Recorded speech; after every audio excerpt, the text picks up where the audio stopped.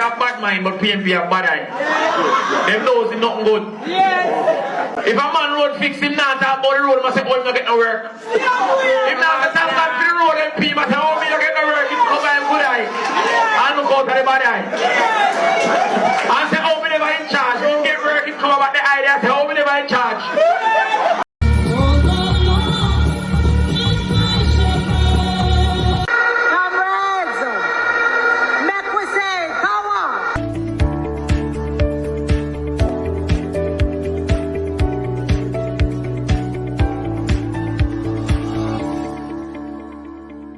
Hello, my JPU family. Welcome to another episode of Jamaica Politics Uncovered. Guys, if you are new to this platform, welcome. And if you are a returning subscriber, welcome back. So today, guys, we're uncovering why the PNP currently envies the Jamaica Labour Party and especially Andrew Holness. It's always been said in the PNP that Senator Damion Crawford, quote, chat too much.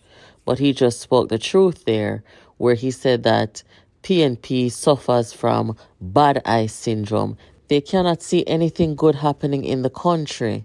They can't see anything good in the leader or the leadership of the country. It's the same set of people who couldn't see anything good in their former leader, Dr. Peter Phillips. So they overthrew him. It's the same set of people who said good riddance when Lisa Hanna, the party's biggest asset in this time, left the party because of how they treated her. They can't see anything good in anyone or anything. Now, that pretty much covers why they always have negative to say about the government, the Prime Minister, and the country. But I'm going to tell you why the People's National Party envies the Jamaica Labour Party and its leadership. The Jamaica Labour Party, led by Andrew Holness, has managed to recruit some of the most brilliant Jamaicans among us. Here you're looking at Miss Dana Dixon and Miss Cassan Troop. These individuals are not just academically successful, but they have the personality and the decorum to stand before the nation and represent the nation on any stage. Cassan Troop, I knew from way back in the day when I used to live in Greenwich Town in Jamaica. That's where Cassan came from, very humble beginnings, mentoring youth when she herself was barely 18 years old. But she was so good at it. She had so much human compassion and understanding for her peers and those who were younger. As we know, Jamaica has a way of producing some of the most brilliant people in the world, no matter where in Jamaica they hailed from. When you listen to Senator Dana Dixon, you can tell that she deserves to be where she is. She has what it takes to be where she is, and she could be the next leader of Jamaica easily. Hi everybody, it's been a minute since you've seen me do these top 5 news stories, but I'm back with another 5, and these are the top 5 for November. Number 1, the rollout of NIDS. Finally, we have it started. For 30 years, we've been talking about NIDS and having a national ID, and we finally have it. And those who did the pilot, those 300 people who signed up early last year, they're the first ones getting their NIDS cards. Number 2, the Skills on Demand app by Heart NSTA Trust. Now, this is an app where anyone who wants to find someone to do a job for them or for their business, they can go on this app, and this app verifies that they're actually trained in the area that they're offering their services. So I say to you, if you need a plumber, if you need an electrician, if you need someone to do your hair or your nails, you can go on that app. Number 3, do you want to grow your own food? Well, the Minister of Agriculture has launched the backyard gardening kits. Again, there are 3,000 of them that are available. You can go online and you can register to be one of those, to get one of those kits. Number 4, remember the reverse tax credit that so many Jamaicans went online and applied for to get their $20,000?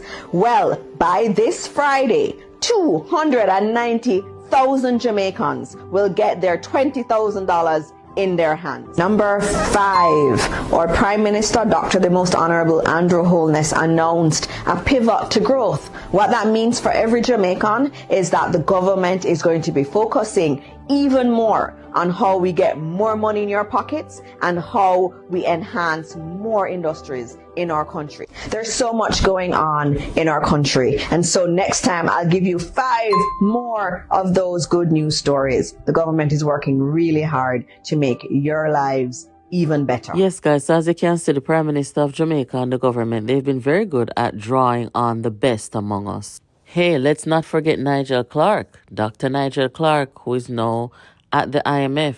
Nigel was recruited by the IMF, and he's on this big first assignment in Kenya, where they're dealing with financial debt crisis. Of course, the PNP doesn't see anything good in Nigel Clark. According to them, he left Jamaica's financial situation in crisis, mash up our financial situation in the country. But still, the IMF drew on him and made him the deputy chief managing director. Meanwhile, on the IMF's website, they're glad to tell you how qualified Nigel Clark is. Another excellent recruit of the Jamaica Labour Party is Kamina Johnson-Smith. She's currently the Foreign Affairs and Trade Minister, and she's been doing a good job. What the PNP has done over the years in recent times is demoralize all the people on the JLP side who are bright and educated, well-spoken, mannerable, raised right, and are honest and decent. I watched them do it to Nigel Clark, and it was so disgusting, guys, and so unfair. I mean, not even your enemy, you don't speak of like that. And when I see Peter Bunting did that, I thought, no, these people, there's something seriously wrong. But look where Nigel Clark is now, and where's Peter Bunting now? Let's not even go there. The next thing why the PNP envies the Jamaica Labour Party is because of the quality of young people who are affiliated with and joining the JLP. They are so engaging in a positive and a constructive manner. They're so well-spoken, well-polished, they speak well, they present themselves well, and they represent the Jamaica Labour Party well. You don't see them on social media cursing at other people, lying on people, using propaganda and character assassination tactics to destroy other people, including women. You know, they carry themselves differently. And for this generation of young people to be gravitating to the JLP and this type of young people, this is one of the reasons why the PNP envies the JLP. There was a time where politics did not mean a thing to me. I used to be like, what's the point? Nothing ever changes. But as I started to pay really close attention, I could see things changing, and that too for the better. And not because we're young, that means that it have nothing to do with we. We are living in Jamaica, and what we're seeing under this government is major improvements. From all of the highway demo where I see iconic communities, to better transportation systems, to even the programs through Heart that's giving young people like myself a real chance at life. None of this not by accident. What we are seeing now is a style of the Jamaica Labour Party. It's their approach to leadership. And they have set a new standard, and I see it working for the people. Other persons share different sentiments. They believe in a different style of leadership. But to me, all I see is that cycle of dependency repeating itself. And no found the plan, yeah man, we love one bro God. Listen, your love don't make sense if you don't have a voter's ID. So we see what's happening. We love this government. We love our Prime Minister. And we all say to ourselves that, okay, the JLP is going to win anyways. Everybody loves the JLP. And we stay home on election day. What if everyone was supposed to think that way? What would happen? If it is that you love this movement, you want to see more work from this government in particular, this Jamaica Labour Party government, the only way to keep them in power is by voting for them. So I need you guys to not distance yourself from the politics, because it has an effect on our everyday lives as Jamaicans. So no matter how much you say, okay, I'm in a politics, I'm care about war one, trust me, when you reach for your pocket for buy something from the supermarket, it all has to do with who's in government, who's making these policies, who's managing our finances that we're putting towards all these things, everything while going out of the country. It has everything to do with us. I'm not telling you what to do, but voting is important. You got the Prime Minister, you know, so one scheme they're gonna talk, you know that love the Prime Minister. More works, more job opportunity. Big up to my Prime Minister, Mr. Olney said, don't know the thing, go, we are taking one more year, you know. Big up to my MP, Delroy Chucks. Big up to my councillor, Jai. I don't know, you know, no look out for the people, I'm not going to spend, so we're going to have no back.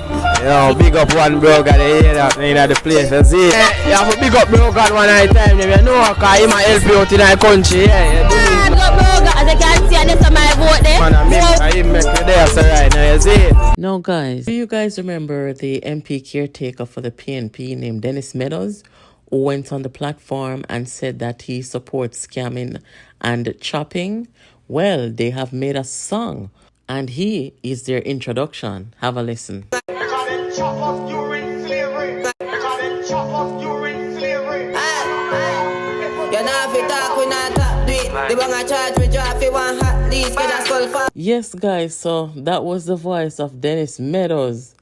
Dennis Meadows has since been removed as the standard bearer for the PNP. However, he is still on the constituency executive representing the People's National Party in that constituency. He has apologized for the statement, and he said he understood why he was removed. He also said that since the incident, he has experienced bouts of depression where he blamed himself and, you know, he spent up a lot of money, guys, when he was given the go-ahead to represent the party in the constituency, buying T-shirts, fixing up the campaign office and so on. So he basically lost all that money and everything that he did to prepare himself to run in an election. In the statement, Meadows was encouraging the shoppers to continue shopping, but make good use of your money. Don't drink it out and floss it out.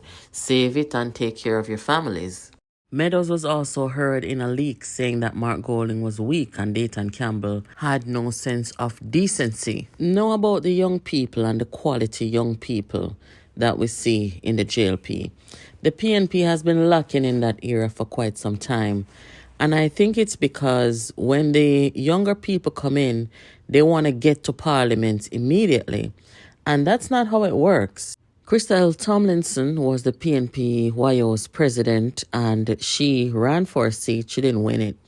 Vice President who served with Crystal, Danishka Williams, daughter of Danai Williams, is now running for a seat. I am not saying that people should not aspire, but people who are social climbers are different from those who have a passion for service and are capable of serving other people. When you look at the people who are running for seats and you look at what they have done in terms of what they were assigned to do, where youth and young people are concerned, and building that solid foundation for youth as an arm of this major political party, they don't really have a record to show you of anything substantial that they have done.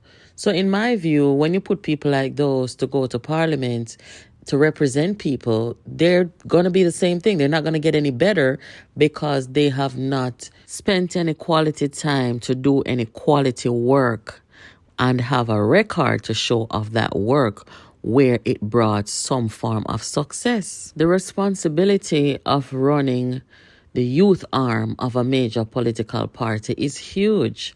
And you have to be able to rally the youths of the country en masse to join you and join your movement and join your organization and mobilize and, canvass and do all the things that you need to do to be a viable political movement. It's not about crowd. Quality matters. When I look on social media at the young people. When I say young people, I mean like people 30 years and under. All I see the ones affiliated with PNP doing is trying to destroy other people's image. And the ones that are middle-aged, they're doing the same thing. The ones that are older, they're doing the same thing. They're all on social media trying to destroy people's images. So there you have it, guys. I just gave you 2 reasons why the PNP envies the JLP and the Prime Minister and his leadership. 1, because of the quality people that the JLP recruits. 2, because of the young people, the quality of the young people in the Jamaica Labour Party. Keep it locked here to Jamaica Politics Uncovered, guys. Make sure you subscribe. Make sure you invite your friends them over here to come and join us. Guys, please help us get to 100,000 subscribers on this channel. Thank you for watching, and I'll catch you in the next video. The NWC will write off totally the debt that is owed. So what the Prime Minister is saying is that persons who have outstanding bills for 2 years or more on the PATH program, or even if you're a pensioner, he will write off these bills completely. That's very considerate, because it's not a nice feeling to know that you have money for people. That will give Jamaicans a breath of fresh air. We will